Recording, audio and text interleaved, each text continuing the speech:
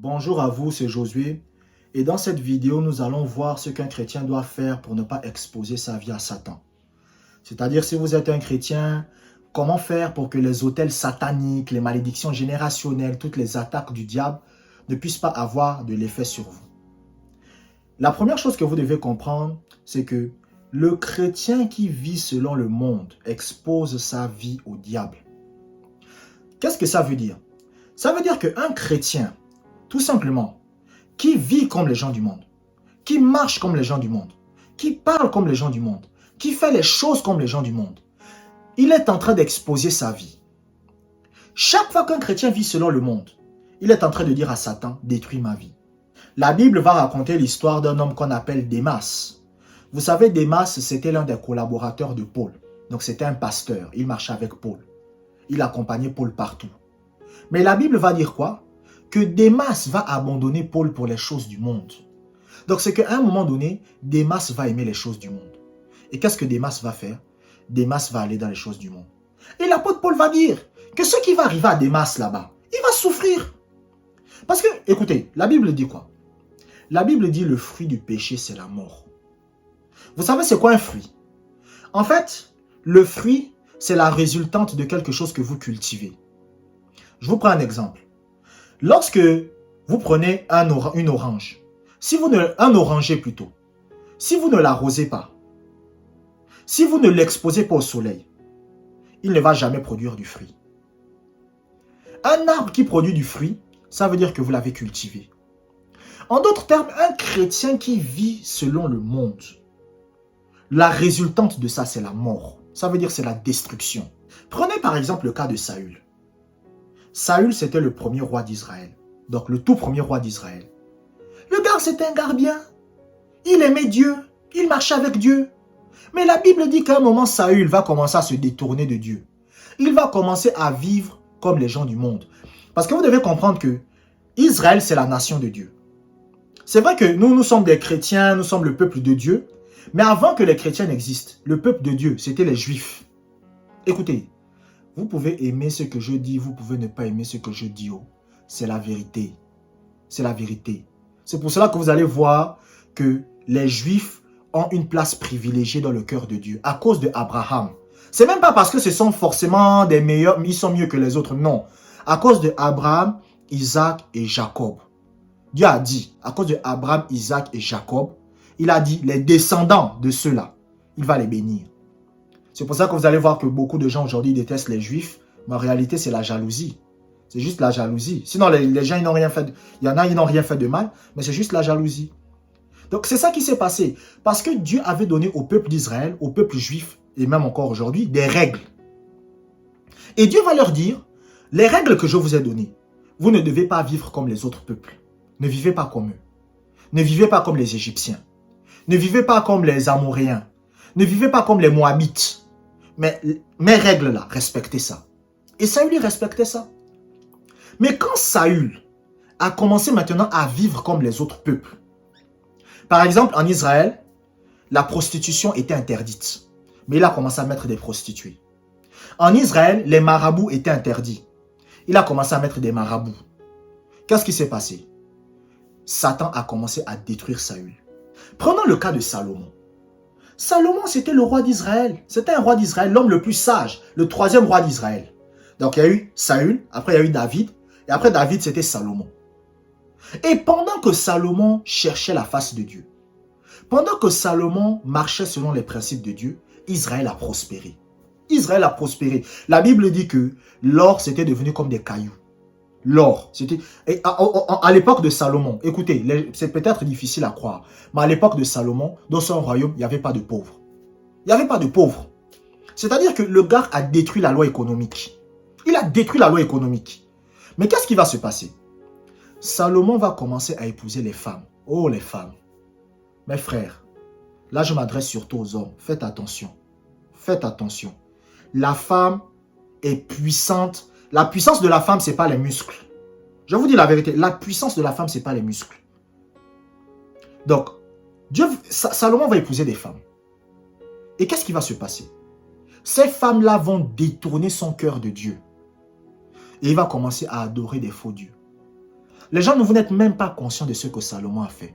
Si je vous dis que Salomon a mangé ses propres enfants, ce n'est pas écrit dans la Bible, mais de façon implicite, on vous le montre. Parce que parmi les dieux que Salomon a commencé à adorer, il y avait des dieux qui exigeaient la mort des nouveau-nés.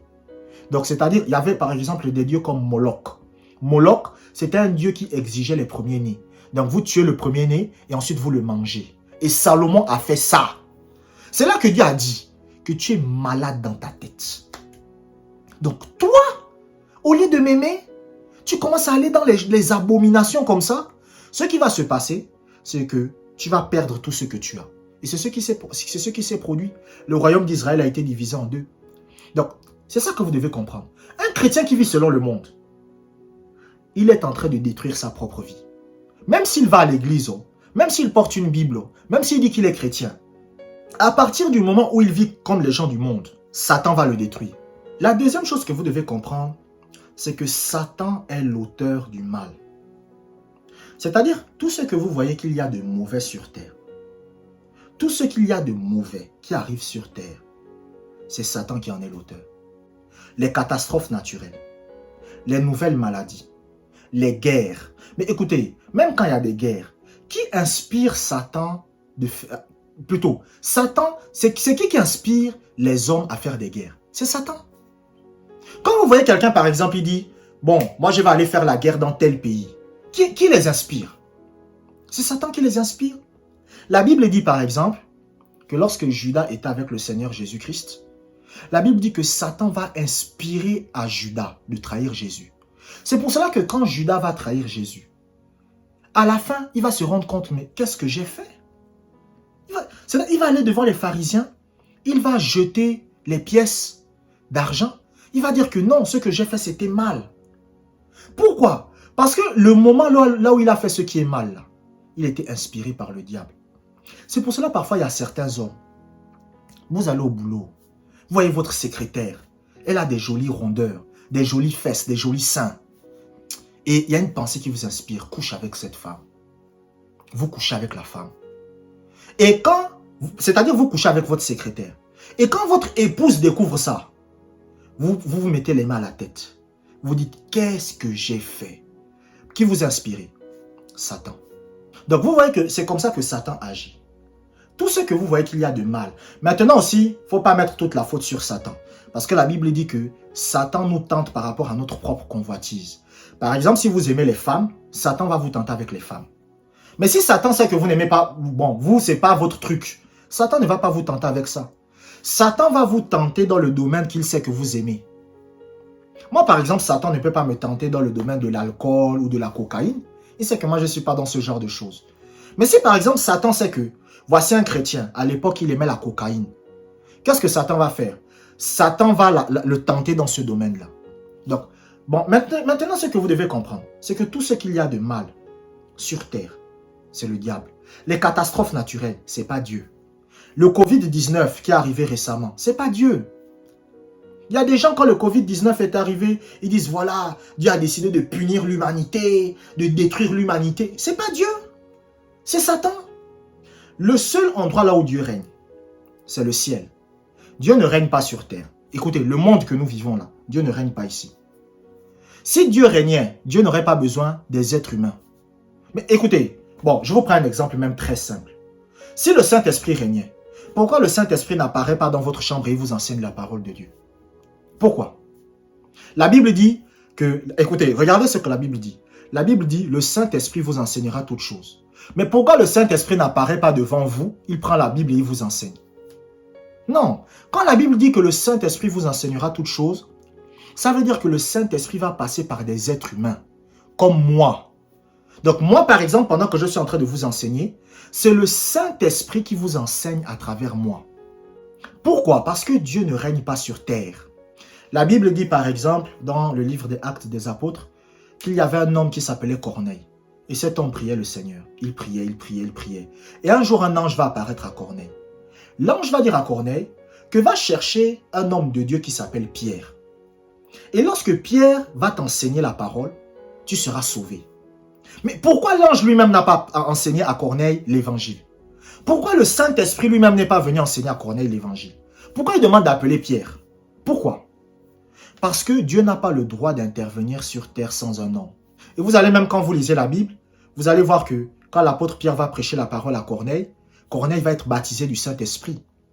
Parce que ce que vous devez comprendre, c'est que vous pouvez être baptisé du Saint-Esprit sans être passé par le baptême d'eau. Ça peut arriver. Donc Corneille va être baptisé du Saint-Esprit. Mais pourquoi Dieu n'a pas baptisé du Saint-Esprit Corneille avant que Pierre n'arrive? Parce que, en général, souvent, Dieu va passer par un homme pour faire les choses. Et pourquoi Dieu passe par un homme? Pour la simple et bonne raison que Dieu ne peut pas faire ce qu'il veut sur terre. C'est pour cela que moi, par exemple, si je me mets à prier, si je dis Dieu, aide-moi par rapport à un sujet, parfois, Dieu va passer par un être humain pour régler mon problème. Je me rappelle d'un papa, il priait pour son mariage. Et qu'est-ce qui s'est passé quand il a prié pour son mariage? Des gens qu'il ne connaissait même pas sont venus lui le voir. Ils lui ont dit, tiens, voici une enveloppe, c'est pour ton mariage. Et le gars part. Donc Dieu est passé par quoi? Par un être humain. Parce que le monde dans lequel nous vivons est gouverné par le diable. Et Satan est l'auteur du mal. Satan est l'auteur du mal. Chaque fois que vous voyez le mal, c'est le diable. Et chaque fois que Dieu veut faire quelque chose, il doit passer par un être humain. Parce que ce monde ne lui appartient pas. Je vous remercie d'avoir regardé cette vidéo jusqu'à la fin. Abonnez-vous pour des prochaines vidéos et que la grâce du Seigneur soit avec vous.